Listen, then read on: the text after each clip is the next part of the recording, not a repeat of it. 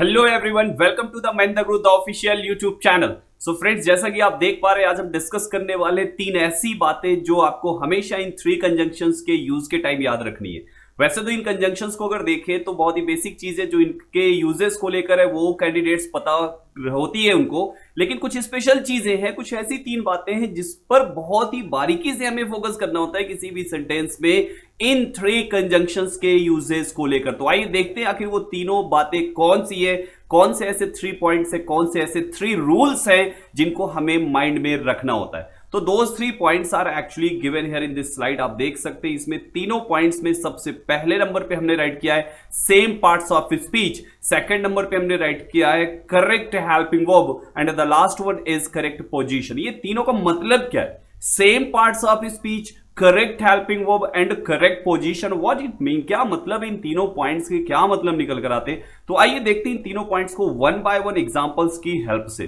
तो पहले पॉइंट हम बात करेंगे यहां पर, जैसे एक सेंटेंस हमने आपके सामने दिया है, हमने क्या बताया? Point number first, correct parts of speech या same parts of speech, right.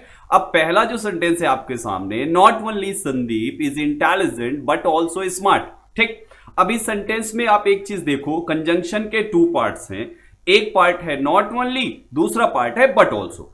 अब पहला पार्ट जिस पार्ट्स ऑफ स्पीच के पहले होगा, सेकेंड वाला पार्ट भी उसी पार्ट्स ऑफ स्पीच के पहले होना चाहिए। बस कंडीशन ये है कि वो particular parts of speech sentence में मिनिमम टू तो होने चाहिए। अब हमने देखा यहां पे not only is given before Sandeep जो कि एक नाउन है, और but also is given before smart जो कि एक एडजेक्टिव है। अब यहां पर तो गड़बड़ हो गया कि भाई जो एक नाउन के पहले लगा है, दूसरा एडजेक्टिव के पहले लगा है, and rule number first says to use both parts of this conjunction before same parts of speech. अब गड़बड़ यानी कि हो गया कि यहां पर आपको कोई एक की पोजीशन चेंज होगी।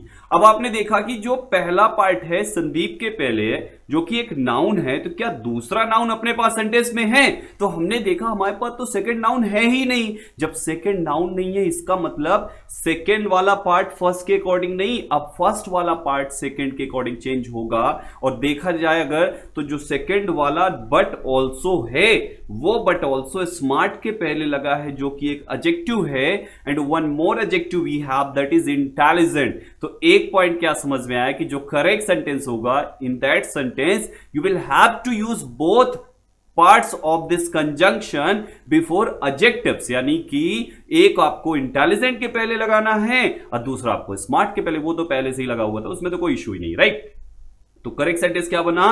Sandeep is not only intelligent but also smart. Clear है? नेक्स्ट एक और एग्जांपल देखते हैं, they neither need food nor shelter, ठीक है। अब यहां पर आप देखो, they neither need, neither nor लगा है सेंटेंस में, नीदर है नीड के पहले जो कि एक वर्ब है, एंड शेल्टर के पहले एक दूसरा लगा हुआ है जो कि वर्ब नहीं है। इसका मतलब फिर यहां पर वही प्रॉब्लम आ गई पार्ट्स ऑफ स्पीच को डिफरेंट करके, राइट।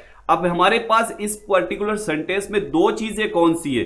क्या हमारे पास दो वर्ब है? तो आई थिंक आपके पास दो वर्ब तो है ही नहीं। जब दो वर्ब नहीं, इट मींस कि जो नीदर है वो नीड के पहले नहीं लगेगा, फूड के पहले लगेगा। तो करेक्ट सेंटेंस क्या निकल कर आएगा?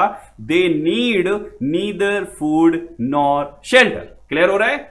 एक और एग्जांपल देखते हैं, my uncle brought not only me to the city but also found a good job for me. अब इस सेंटेंस को ध्यान से अगर हम देखें तो यहां पे नॉट ओनली को हमने लगाया है मी के पहले, राइट। मी है एक ऑब्जेक्ट, ऑब्जेक्टिव प्रोनाउन, ठीक, प्रोनाउन है जो कि ऑब्जेक्टिव केस में है। बट ऑल्सो हमने लगाया फाउंड के पहले, फाउंड यहां पर है मेन वर्ब। अब हम सेंटेंस में देख रहे हैं कि my uncle brought not only me to the city but also found a good job. इसका मतलब वो केवल सिटी नहीं लाए बल्कि जॉब भी दिलाई। तो यहां पर अंकल ने दो काम किए, किसके लिए? अकेले मेरे लिए। तो जो मी है वो तो सेंटेंस में एक ही है ना, लेकिन जो वर्ब है, जो काम हो रहा है, वो मी के लिए टू हो रहा है। तो एक पॉइंट क्या समझ में आया कि जो आपके बोथ कंजंक्शंस यानी इस कंजंक्शन के बोथ पार्ट्स है वो मी के पहले नहीं, वर्ब्स के पहले लगेंगे। तो एक तो बट ऑल्सो फाउंड है ही, नॉट ओनली को उठा के ब्रॉट के पहले कर दो, तो जो करेक्ट सेंटेंस होगा that must be my uncle not only brought me to the city but also found a good job for me. I hope यहां पर ये पहला पॉइंट कि सेम पार्ट्स ऑफ स्पीच के पहले आपको यूज करने का क्लियर हो गया होगा। पॉइंट नंबर सेकंड लेते हैं, जो हमने वर्ब से रिलेटेड बोला था। जनरली स्टूडेंट्स यहां पर इसको दो तरीके से लर्न करते हैं। पहला क्या बोलते हैं कि जब दो सिंगुलर सब्जेक्ट हो तो सिंगुलर वर्ब लगाओ, जब प्लूरल सब्जेक्ट हो तो प्लूरल वर्ब लगाओ। देखो ये थोड़ा सा कंफ्यूज कर सकता है, इसको बहुत ही सिंपल वे में समझने का जो शॉर्टकट है ना वो ये है कि जो भी सब्जेक्ट बट ऑल्सो के बाद आएगा, मतलब second number subject, first number से कोई मतलब नहीं है। आपका फर्स्ट नंबर सब्जेक्ट सिंगुलर है कि प्लूरल है, doesn't matter. If second number subject is singular, use singular verb. If second number subject is plural, use plural verb. यानी everything depends upon second subject given in this sentence with that conjunctions, right? So यहाँ पर आपने देखा कि not only she but also her mother. ज्यादातर लोग क्या लगता है कि ना केवल she बल्कि उसकी मम्मी। अब she और मम्मी मिला के कितने हो गए? दो। लेकिन सेकेंड सब्जेक्ट कौन सा है? Her mother. ये हर मदर जो आपका सब्जेक्ट है ना, यही आपका यहां का मेन सब्जेक्ट है और इसके अकॉर्डिंग आपको वर्ब यूज करनी, जो कि आर नहीं हो सकता, सॉरी आर नहीं हो सकता, वहां पे आनी चाहिए is, because mother is singular.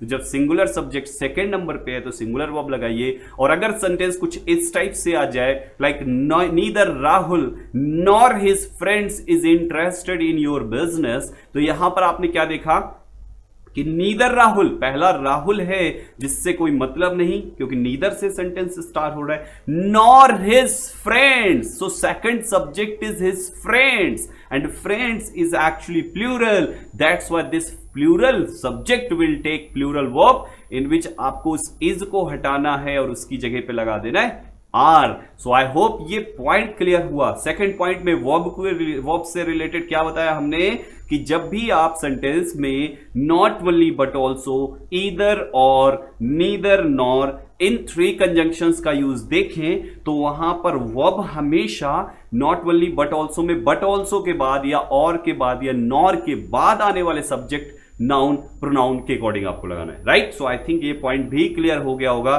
Now let's have the third point. Third point was correct position. ये जो थर्ड पॉइंट है ना, ये थोड़ा बहुत फर्स्ट वाले पॉइंट से लिंक कर रहा है। फर्स्ट पॉइंट हमने क्या बताया था कि आपको सेम पार्ट्स ऑफ स्पीच के पहले लगाना है, ठीक। अब प्रॉब्लम वहां पे कब होती है सेम पार्ट्स ऑफ स्पीच के केस में? जब कैंडिडेट्स का वो पार्ट्स ऑफ स्पीच में, भाई आपको एक चीज पता है कि सेंटेंस का जो नॉर्मल कंस्ट्रक्शन होता है वो कुछ इस टाइप से होता है, like subject, then verb, then object and then remaining part that is complement. ये एक नॉर्मल कंस्ट्रक्शन होता है, एवरीबॉडी जस्ट नो, ठीक। अब आपको पता है यहां पे कि जो सब्जेक्ट है ये नाउन प्रोनाउन हो सकता है, तो ऑब्जेक्ट भी तो नाउन प्रोनाउन हो सकता है।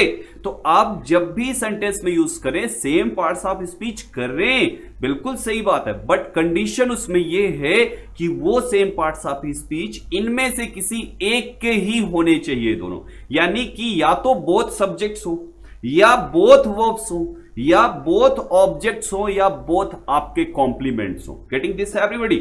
यानी कि दोनों पार्ट्स ऑफ स्पीच, दोनों पार्ट कंजंक्शन के इन चारों में से किसी एक के ही पहले होने चाहिए, मतलब किसी एक के ही दो पार्ट्स हो, यानी दो सब्जेक्ट्स हो उन्हीं के पहले लगा दो, like not neither Rahul nor Sohan, yes not only Rahul but also Sohan, इस टाइप से करके एक ही के पहले होना चाहिए।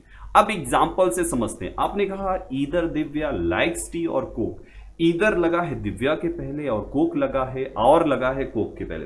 कोक और दिव्या दोनों नाउन है ना, तो पार्ट्स ऑफ स्पीच तो सेम हो गया, बट माय डियर स्टूडेंट्स अगर उस कंस्ट्रक्शन के अकॉर्डिंग चेक करो तो दिव्या है सब्जेक्ट, लाइक्स है verb and T and Coke ये दोनों है ऑब्जेक्ट।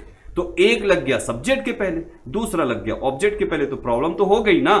अब आपके पास अगर सब्जेक्ट दो हैं तो दोनों सब्जेक्ट के पहले लगा दो, ऑब्जेक्ट्स टू हैं तो बोथ ऑब्जेक्ट्स के पहले लगा दो। तो सेंटेंस में तो ऑब्जेक्ट्स टू है, सब्जेक्ट्स तो अकेला दिव्या है, तो जो करेक्ट सेंटेंस होगा that must be Divya likes either tea or coke. Getting this everybody? Let's have one more example. Neither Prem will invite Sanjay nor Ajay. अब neither is given before Prem, subject, nor is given before Ajay, object. Parts of speech में तो both आपके noun है, प्रेम भी noun, Ajay भी noun, both are noun, but my dear students, Prem sentence का subject है। कैसे पता चलेगा हमें कौन सा सब्जेक्ट है, कौन सा ऑब्जेक्ट है? भाई सिंपल सा, वर्ब के पहले जो आए वो सब्जेक्ट, वर्ब के बाद जो आए वो ऑब्जेक्ट के साथ कंसीडर हो जाता है, या तो कॉम्प्लीमेंट के साथ जाएगा, राइट, रिमेनिंग पार्ट्स। सो यहां पर आपने देखा, सो इस जगह पर अगर देखें तो यहां पर आपके पास जो इनवाइट है उसके पहले तो इकलौता प्रेम गिवन है, बट इनवाइट के बाद आपके पास टू ऑब्जेक्ट्स हैं, संजय एंड अजय। तो इस कंडीशन में आपको नीदर उठाना है और संजय के पहले लगाना है, तो जो करेक्ट सेंटेंस होगा that must B Prem will invite neither Sanjay nor Ajay, right. So I hope आपको ये सारे पॉइंट्स क्लियर हो गए होंगे। ये तीनों रूल्स आपको माइंड में रखने जब भी आप इनका यूज करें। पहला rule number first, again I am repeating those three rules. Rule number first, use those, use both parts of it, both conjunction यानी both parts of those conjunctions before same parts of speech। दूसरा rule हमने क्या बताया कि verb हमेशा second part के according, and third rule हमने आपको बताया कि वो जो आप both same parts of speech के पहले लगाएंगे वो आपके जो सेंटेंस के 4 बेसिक पार्ट्स होते हैं, subject, object, subject, verb, object and complement, इनमें से किसी एक के साथ ही होना चाहिए। आई होप आपको ये वीडियो समझ में आया होगा, इसमें डिस्कस किए गए सारे पॉइंट्स क्लियर हो चुके होंगे। और अगर आपको वीडियो पसंद है then don't forget to click on the like button. Comment करके जरूर बताइए कैसा लगा, शेयर कीजिए फ्रेंड्स से ज्यादा शेयर कीजिए सो दैट उनको भी ये 3 पॉइंट्स क्लियर हो सके। एंड सब्सक्राइब कीजिए हमारे चैनल को if you haven't subscribe it. Thank you so much being with us, thanks for watching the video, thank you everybody.